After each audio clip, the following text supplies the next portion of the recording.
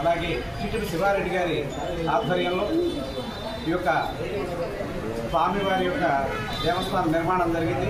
అప్పటి నుంచి ఇప్పటి వరకు కూడా కొంగు బంగారంగా ఈశ్వరాలయం ఉంది. ఆ యొక్క శ్రీ గంగా అన్నపూర్ణ సమేత కాశీ విశ్వేశ్వర స్వామి వారి దేవస్థానం ఉంది. విశ్వేశ్వర స్వామి వారు అమ్మవారి అనుగ్రహంతో కొంగు బంగారంగా చాలా విశేషంగా భక్తులందరూ కూడా ఏవైతే కోరుకుంటారో అవన్నీ కూడా నెరవేరుస్తూ ఉన్నారు. అలాగే విశేష అర్చనలు, అభిషేకాలు, అలాగే కార్తీక మాసంలో కూడా అమ్మవారి నవరాత్రులు విశేషంగా జరుగుతూ ఉన్నాయి. ఈ యొక్క కార్యక్రమాలు ఇలా మహాశివరాత్రి పర్వదినం సందర్భంగా ఈరోజు తెల్లవారుజాము 4 గంటల నుంచి చాలా విశేష అర్చన అభిషేకాలు జరుపుకుంటాం. అలాగే సాయంత్రం అలాగే విశేష ద్రవ్యాలతో అభిషేకం జరుగుతుంది. 10 గంటల నుండి లింగోత్సవ కాల అభిషేకం జరుగుతుంది. తదనంతరం స్వామివారి పార్వతీ కళ్యాణం జరుగుతుంది.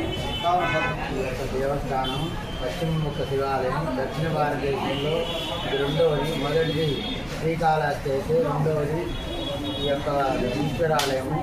ఈ ఆలయాన్ని గత 32 సంవత్సరాల క్రితం నిర్మించున్నారు.